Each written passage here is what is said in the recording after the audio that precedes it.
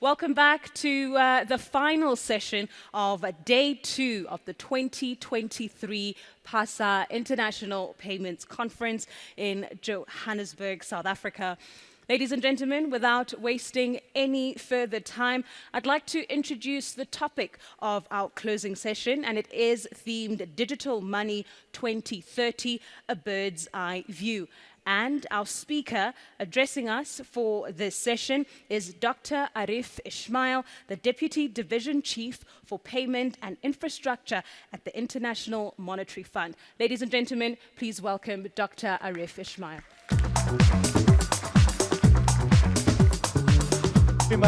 Thank you very much. I hope you can hear me. I bumped into Radhika, and she said to me that she thought that she was the last session of the afternoon. And I said, why were you so worried? And she said, oh my God, the last person of the afternoon stands between the liquidity and the people. So I thought, oh goodness, I've grabbed that slot. So I'm hoping that I can sustain you, and you can think of me in some way or form, Geeta, as a liquidity saving mechanism. So thank you very much for having me here, Geeta, Paza, Sydney, and the rest of the team. I have to tell you up front that it has been absolutely delightful, heartwarming to meet folks again. Every interaction, every smile, every hug has meant so much to me, and I had to start off on that note. So thank you very much for that. It would be remiss of me as well, Geeta and team, not to say that this organization has been absolutely stunning. I modestly, absolutely. Well done to the folks who have put it together. The agenda has been robust. The speakers have been awesome. The dialogues, the discussions, the networking, the questions bilaterally have been intense. It's really been fantastic.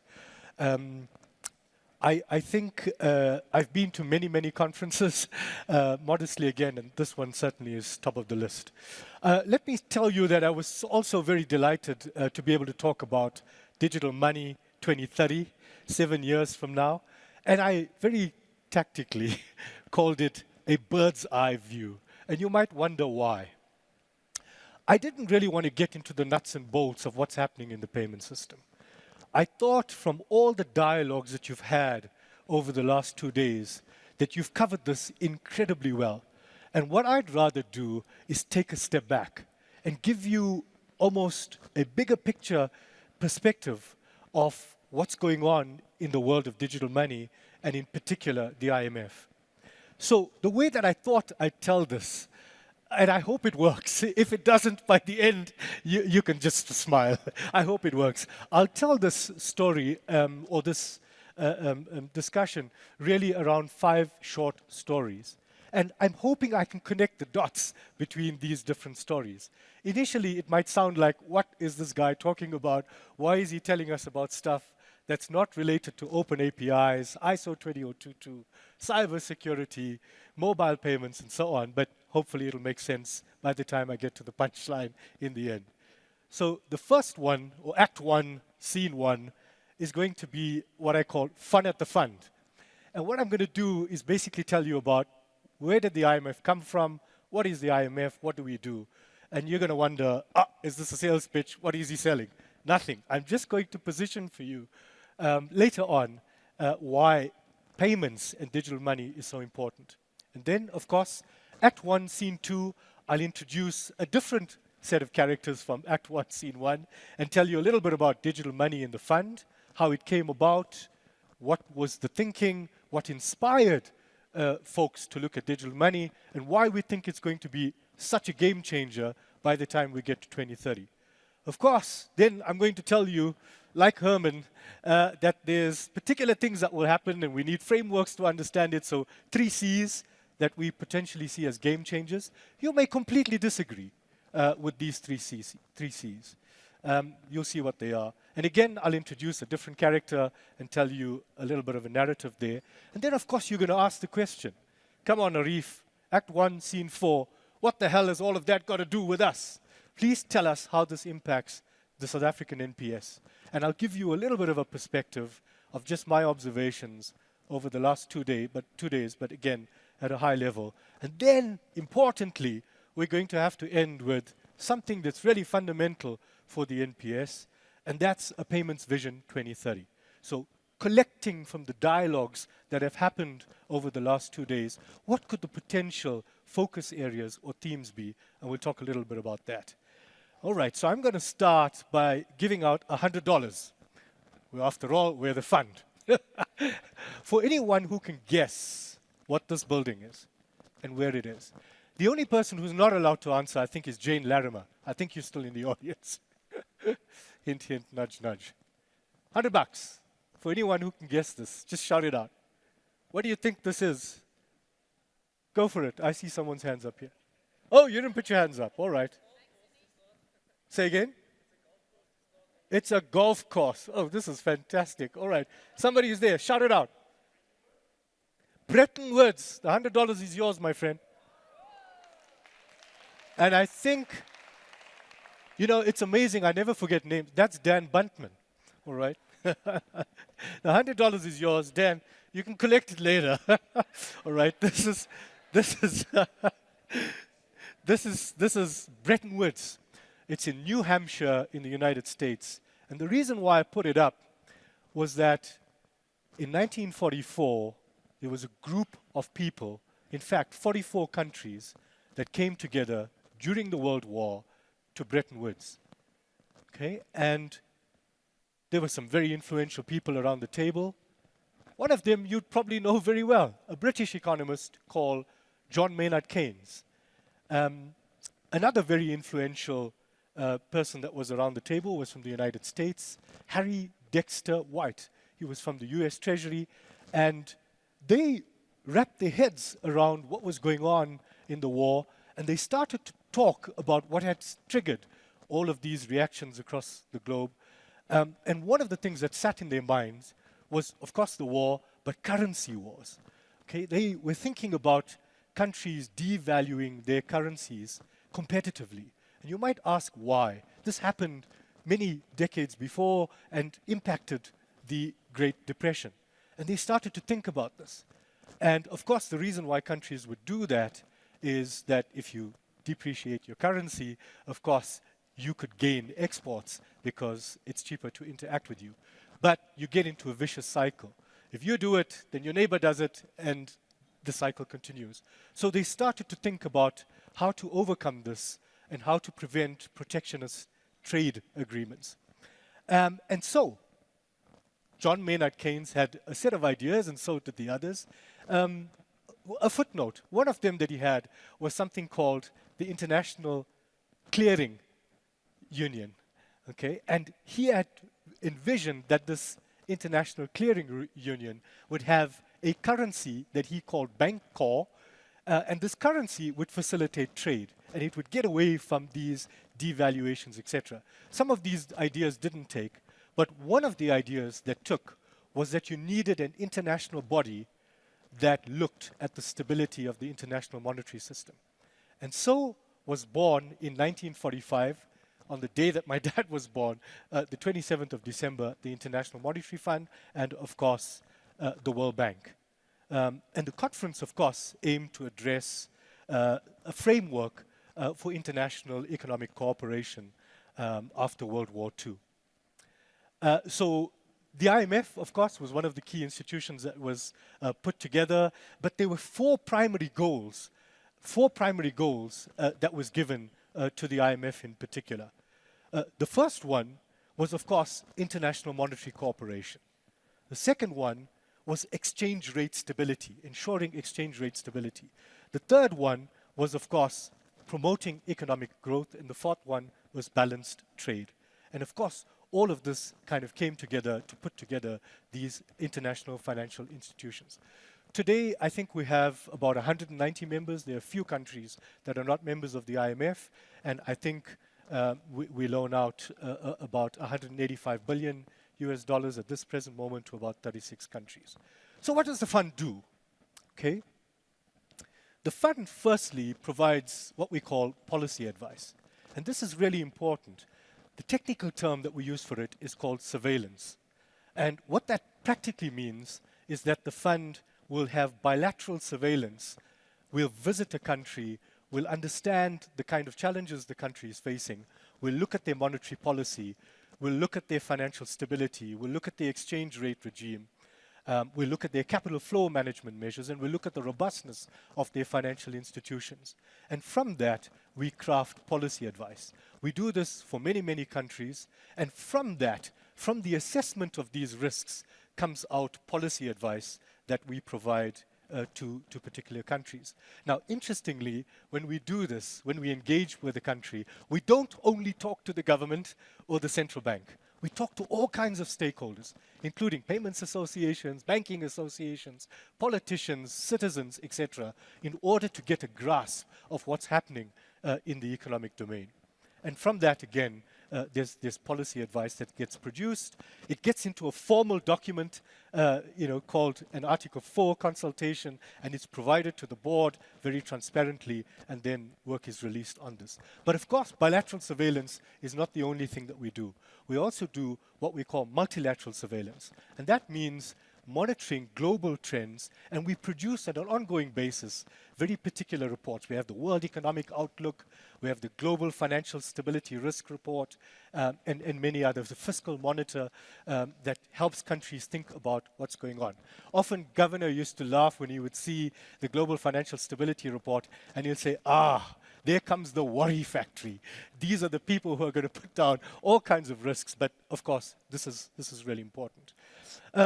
The second thing that the IMF, of course, does is provide financial assistance. Now, most people think that we fund projects. No, we don't. What we do is fund countries during times of crisis. And there's two times, generally, that countries will get into crisis. The one is when you have external shocks. And external shocks could be where you have an incident, a natural disaster like COVID, and countries will battle because of supply chain disruptions, etc. It impacts their balance of payments, and they need funds. And if they can't get it from the market, they then turn to the IMF to get these particular funds. Of course, other times externally would be where you would have, for example, shocks with commodity prices, and there's challenges, again, from a balance of payments perspective, and countries will come to the IMF for assistance. But, of course, you could also have domestic issues, and I've already mentioned some of them. So you could have inappropriate monetary policy, inappropriate fiscal policy, inappropriate exchange rate regimes, perhaps weak financial sector with weak regulation, and of course the IMF would then provide loans for this. For many low-income countries, we provide the loans interest-free, and I'm told that the lending even for other countries is better than the market rate. The third thing that we do is, of course, capacity development. And few people, I think, understand that this is a service that's provided free to countries, and of course, it's wide-ranging. It could be on monetary policy, it could be on payment systems, it could be on statistics, but this is what the IMF does. Now, I thought that starting off with a story on John Maynard Keynes and some of the others, this sounds a bit dry. I bumped into a few of you, and you said, in the storyline, could you slip in some personal reflections? So I'm going to do that, but hopefully very briefly. I wouldn't normally do this. I'm quite careful. Some of it might just be egotistic and immodest, so I'm just going to share my reflections as humbly as I can. So my personal reflections of the fund is it's an incredible institution. I have not seen in my experience, an institution that can bring together ideas, concepts, frameworks as quickly as the fund. And just to use an example of how this happens, and maybe before I get to the example, I have to tell you one of the things that I had to learn the hard way was clearing. And you might wonder, my goodness, Arif, you've been in the payments industry for 20 years, why did you need to learn about clearing? And in the fund, clearing has a particular context. And I was sharing with Geeta that you could write a speech, it could be 800 words, and you have to clear it. And what that means is, it goes through every single department in the fund, everyone gets to see it, everyone gets to comment about the 800 words, and you get 50,000 comments that you then have to respond to. And I cannot believe the incredible capacity that the fund has in terms of digesting the feedback and then reworking particular documents at pace and producing a new set of ideas, thoughts, documents, etc. So this particular one was my team. On the left-hand side, I think, on your left-hand side, you will see a lady called Yaita. And this particular story, she had just come to the fund. It was a few months. Kristalina was delivering a speech with the Indian Minister of Finance. And 30 minutes before the speech could be delivered, they came back to say, the MD said, please, this doesn't work. Can you change it? 30 minutes before. And Yaita put the computer on her head and said, what are you asking me to do? This is impossible.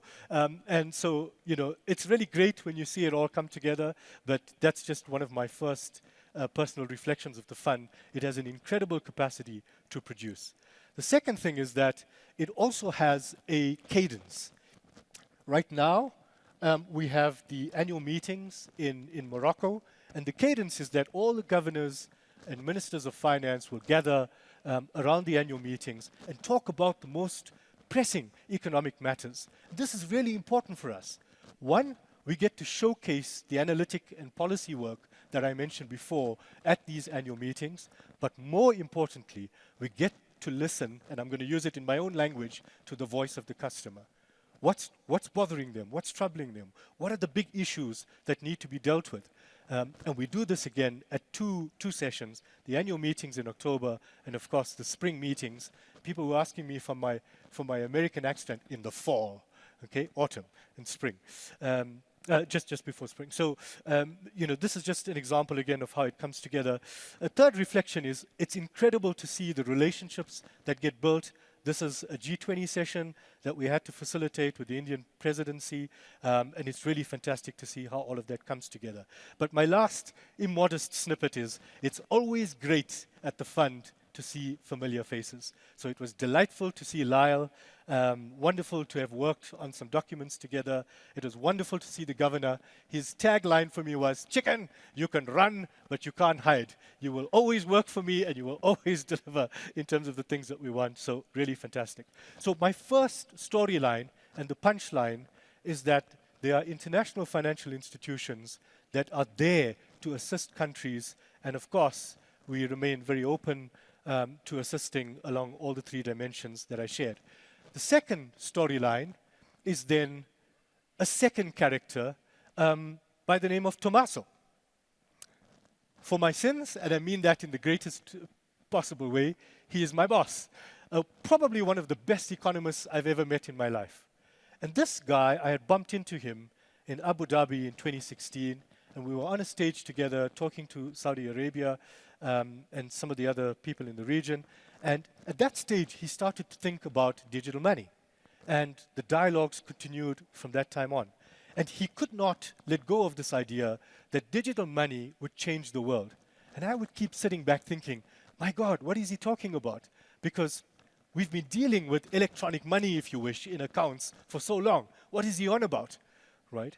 And he brought this idea into the fund throughout 2017, 2018, 2019, 2020.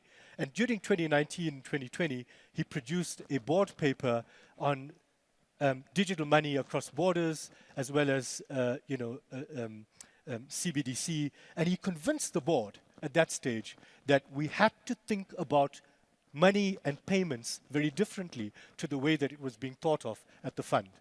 The way that it was being thought of at the fund was that it's a back office function.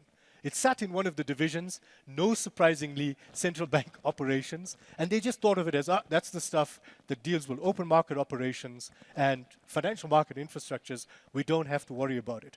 And this man worked really hard to convince the board that there's something different about this. In my own language, I would say it to you like this.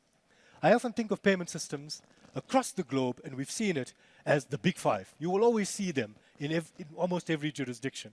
EFT credits, EFT debits, fast payments, sometimes money transfers, and of course, the RTGS. You will see these. And Tommaso and some of the others convinced the board that you have to think about digital money differently. This is no longer in a form factor that you're familiar with. And of course, you will understand these examples much better. We convinced them that digital money could take two forms.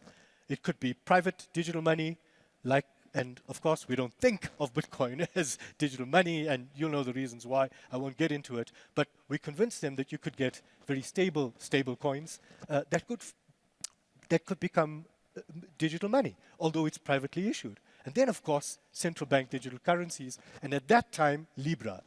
In this time, we have potentially a global stablecoin that would be, a stablecoin that's issued that could become global.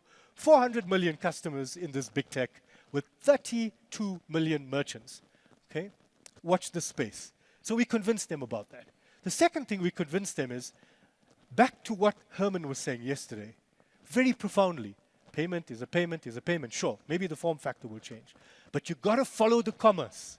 And what we convinced the board on was that not only will you be able to tokenize money, but you would be able to tokenize a whole range of other assets. And just to use two examples. So if you look on the right-hand side, you will see asset reference tokens.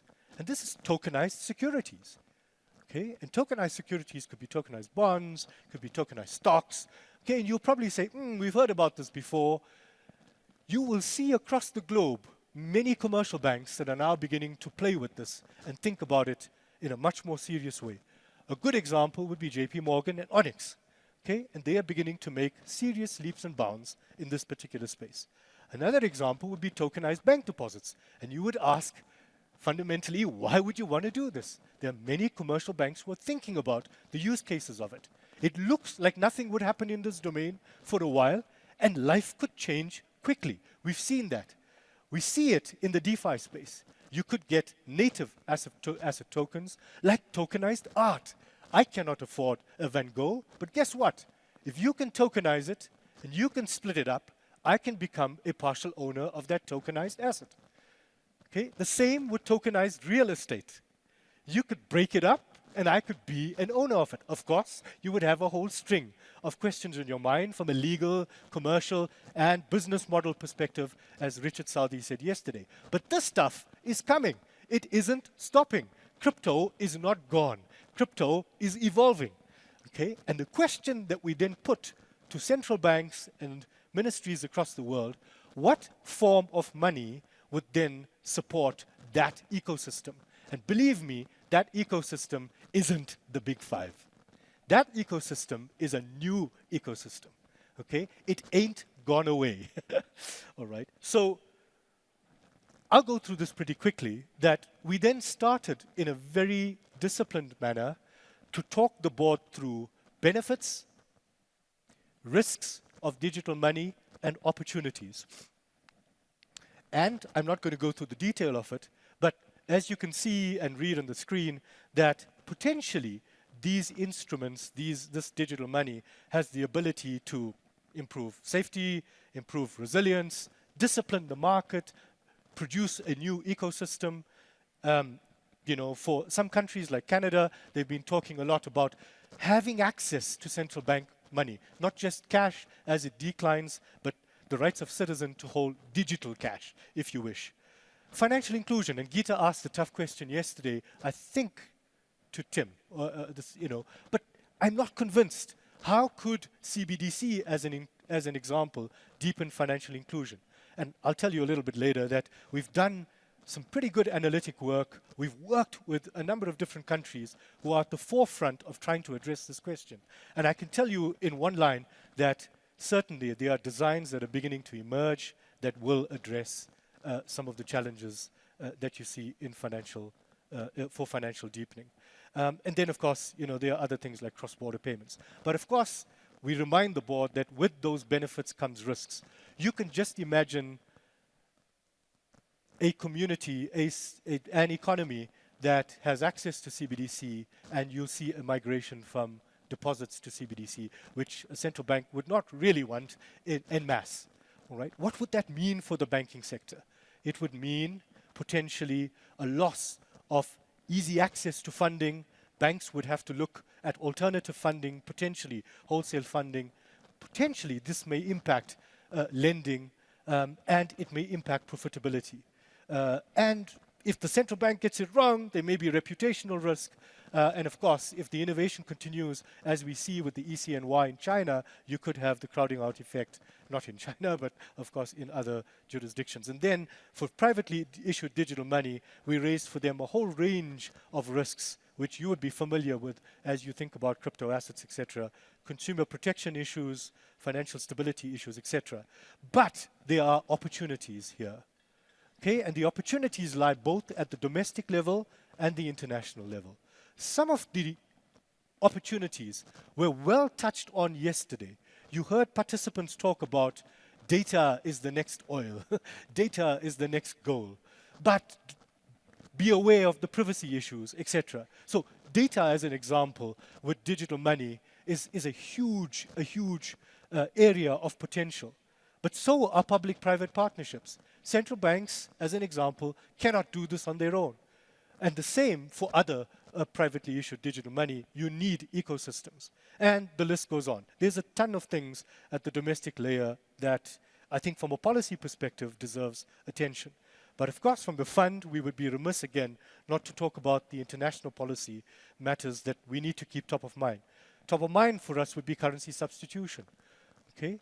Can you imagine the ability to access in another country a digital dollar, a digital euro, a digital pound, etc.? These could have serious implications on capital flow management measures, backstops from the IMF, the impacts on reserve currencies, etc.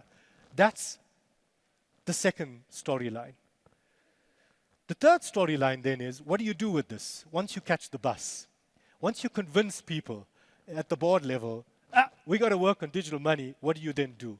So again, I hope this is not immodest. The storyline moves from a Tommaso to an Arif. And the question that he posed was, go get me some economists, let's start doing work in this domain. And my response to him was, goodness me, if you have worked in payment systems, you will realize that the people that you need are not just the economists. You need a variety of skills, the skills that are sitting in this particular audience. People who understand IT, people who understand policy, people who understand standards, people who understand business, etc. And if you want to help countries with policy thinking, with capacity building, you need a very different looking team. So we started off as, hold your horses, 4 people. 1.5 years ago, okay? And my modest mandate was, please expand this team. And I'm not going to go through it in any grave detail, but just to signal to you that the type of skill sets that we managed to bring on was people who really, really understand at a deep level how to connect faster payments between 2 countries. As an example, Thailand and Singapore. People who know the nuts and bolts of it. We've got people who know, as an example, from the Far East, how to produce multi-currency CBDC. We've got people who know how to help lower income countries when they have no systems whatsoever and to build up the payment systems.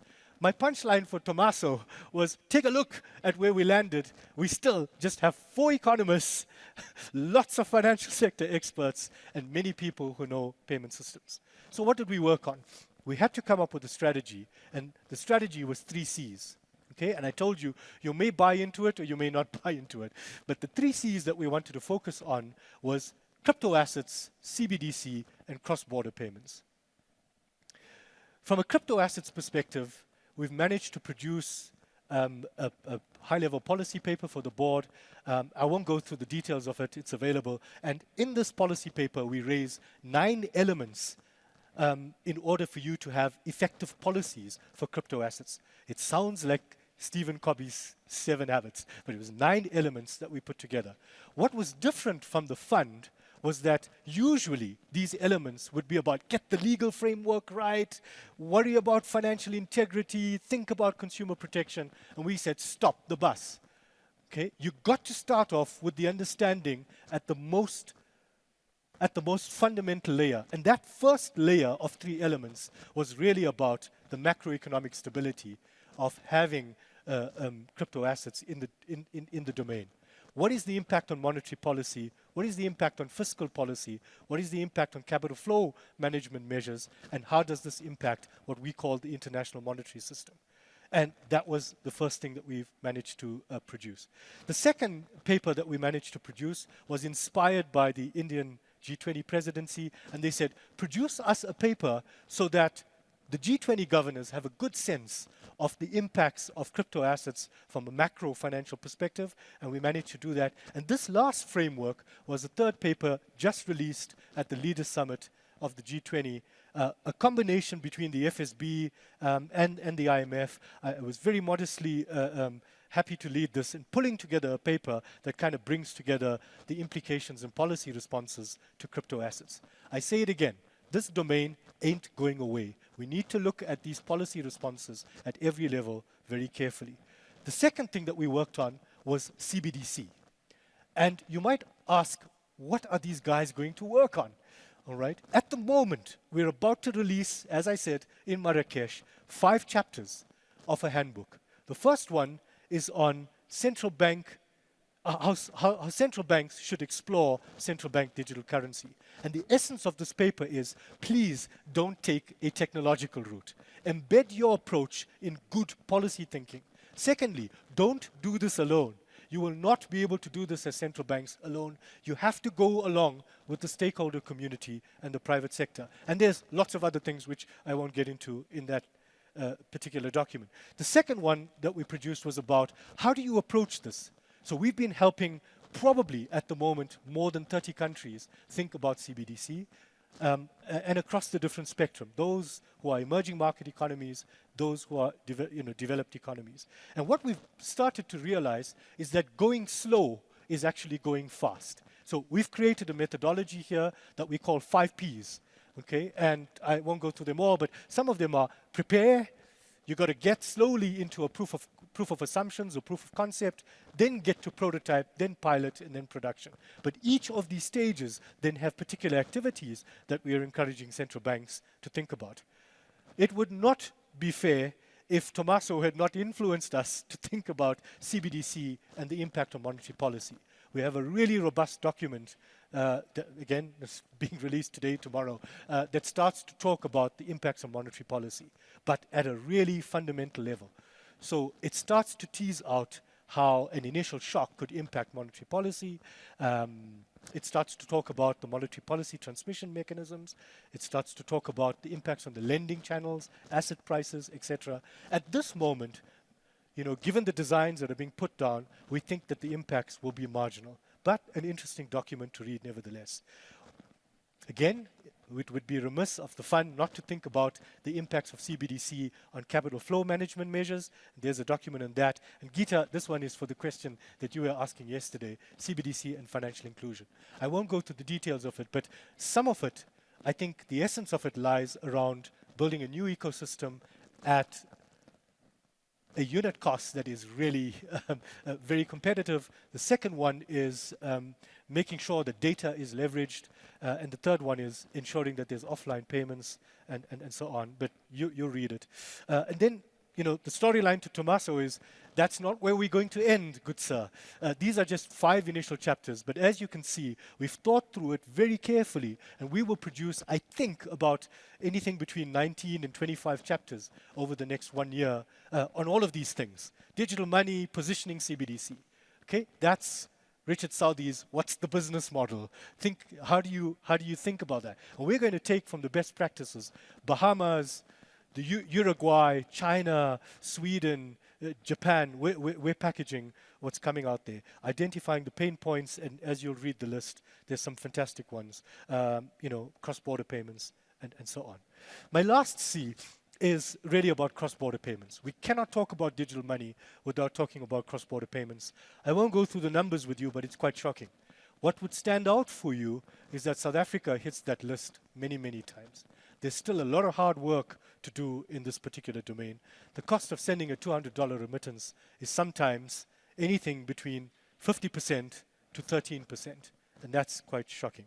All right, we're working extremely closely with the G20 and the FSB, and as you'll see there, the remittance cost target is to have the global average cost of sending a $200 remittance to be no more than 3% by 2030, with no corridors that have costs higher than 5%.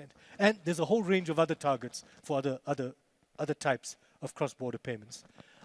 Before I conclude with the last two storylines, I have to tell you of one more initiative that we have going in the fund, and this is going to sound like we X-Men.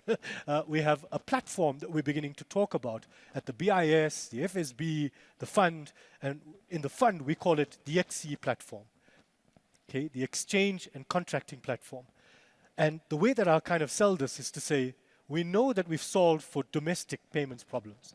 Alice wants to pay Bob, okay, and the way that we eventually settle is, of course, through central bank money. But the way that this comes together is through infrastructure, both the RTGS as well as other infrastructure. You have a robust settlement asset in the central bank money. But most importantly, and I heard it in so many of the conversations, including the one with Moritz and Leo and Chantal, on the benefits of having a rule book. Okay, this rule book is fundamental, and so goes together with it the governance around that rule book. And that's what makes domestic payments interoperable, safe, and efficient. When we think of cross-border payments, this is harder. Alice wants to pay Bob 2 different currencies, and you'll see that in today's world with correspondent banking, it's incredibly difficult under today's limitations to have an efficient system. The risks and the costs favor large players, correspondent banks largely, to provide these services. So we think that with digital money comes 3 fundamental, sorry about this.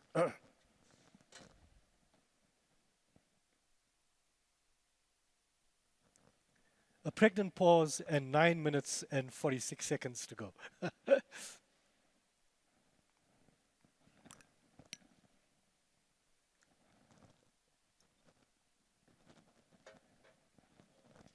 We think there are 3 fundamental technologies that are going to change the nature of cross-border payments through the platform.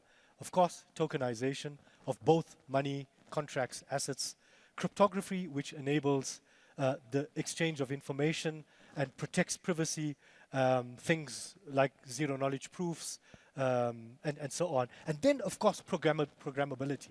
We think that smart contracts, especially in the cross-border domain, is going to help with things like compliance to capital flow management measures, etc. And wrapping all of that up is, of course, the governance and rules that someone needs to pull together. Maybe it's Keynes's Bank Corp that needs to come back. And so we think this platform will be able to pull together a set of different currencies, and it would still have the ability of having financial firms that link the end users, banks that provide liquidity and forex, and then, of course, other credential providers. But we believe that this platform, the XE platform, over time, and probably not even a 7-year vision, maybe it's even longer than that, would be able to see very seamless cross-border payments.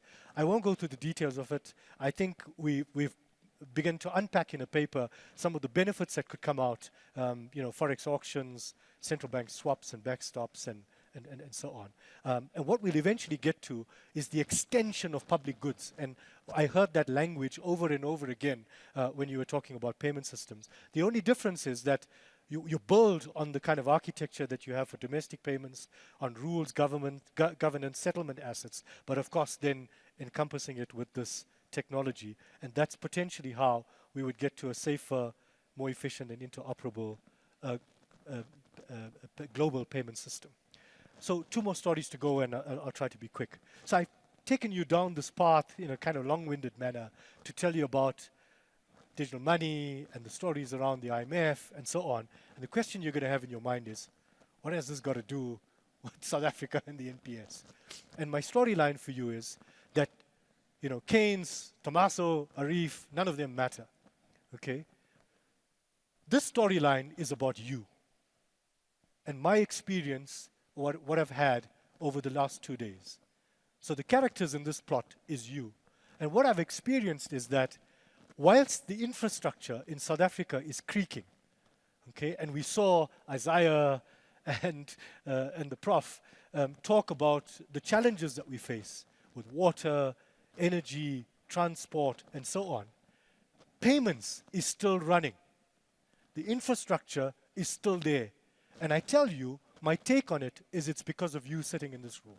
It's the central bank, it's the treasury, it's the FSCA, it's the Payments Association, it's the banks, it's the non-banks, it's BankServe, it's fintech providers, it's you guys that are making this still happen. Now, it's easy to become complacent. Again, as Herman and somebody else was saying on the panel. In fact, DG Naidu, okay, don't become complacent. Okay, keep innovating, keep your foot on the pedal, okay? And my sense of it, from the dialogues that I've experienced over the last 2 days, is that the passion, the energy, the knowledge, the commitment is still here. It's absolutely amazing for me to experience this. And therefore, I say to you that I think that the NPS is still in really great hands, and there's so much of work to do. My tagline for you, though, is if you don't do that, there'll be others, as Leo Lippis was saying, who will do that job for you. And I mean that, again, only out of humility and love for the South African NPS. There are many players in the domain across the globe, okay, who will leverage digital money and bring new services to this domain. But the passion that I've experienced, the motivation, etc., has been absolutely amazing. Absolutely amazing. So that's my tagline for you for this particular storyline. Keep doing what you're doing, no matter what the difficulties are. Okay, keep smiling, be as resilient as you always are, and and of course, in whatever way or form myself or the IMF could help, of course we would. The last storyline, of course, is Vision 2030. Okay, the central bank, together with all of you, will go through this process over the next, the next period. And the thought that you would have in your mind is, how does all of the stuff that we talked about come back, okay, to this Vision 2030 that needs to be crafted? And I started to think about this. What are the themes that are coming out from the dialogues that you're having? Such beautiful dialogues. What are the themes that may matter? And I started to craft, really creative kind of themes that, where Gita would say, that sounds a little too over the top. And strangely enough, this is where I've landed again. You might look at it and say, my God, that's no different. And the answer is yes, these are the fundamentals. Okay? Back to DG Naidu's speech this morning. Safety, absolutely. And safety is more than cyber resilience, cyber security, and so on. It's also the safety in the legal frameworks, the regulatory frameworks, the rules, etc. Efficiency. Cost is still an issue. You heard it many, many times. You're beginning to address the issue of speed. These are the important matters. Okay? Access and inclusion remains an important component. I've put down new forms of money. I still believe that this is going to be a game changer, maybe not in 7 years, but over time. And then, of course, we still have to think of cross-border. South Africa cannot think of itself as just an island. We're still connected to the globe. Okay? We still need to make sure that our trades are efficient and so on. And all of this, I think, is wrapped under this particular quote from Amara, which we call the Amara Law, is sure, we're going to overestimate the impact of some of these technologies, etc., in the short run, but we'll underestimate it in the long run. So those are my possible themes that I think South Africa can start to play and think about. There may be many others. And my last parting shot on this particular one is, do not just think of it as a document. Okay? It's something that has to inspire, and something that has to inspire towards a call for action by the entire community. Whatever comes out of that Vision 2020 would be fundamental for whatever the body would be called, PIB, and for putting together a national payments plan. So what I've managed to do is tell you a little bit about a character called Keynes and White and how they put together the IMF, why they focused on the international monetary system to ensure the stability of exchange rates and currencies. I told you about a crazy character called Tommaso who convinced the IMF that sure, you can focus on all the other things, fiscal and monetary, etc., but digital money is going to be a game changer. Start to focus on it and help countries. I told you about our work program. It will shift, in my mind, beyond the 3 C's towards tokenization, the economics of tokenization, etc. Don't let your foot off the gas in terms of the passion, the dedication, the commitment, the collaboration. Keep innovating. Ecosystems don't build by themselves, and use the Payments Vision 2030 as a catalyst in order to keep doing what you're doing so South Africa can still be proud of its payment systems. Thank you very much.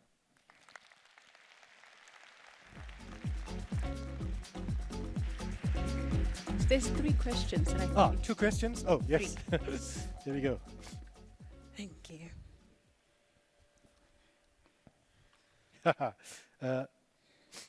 This is a really interesting question.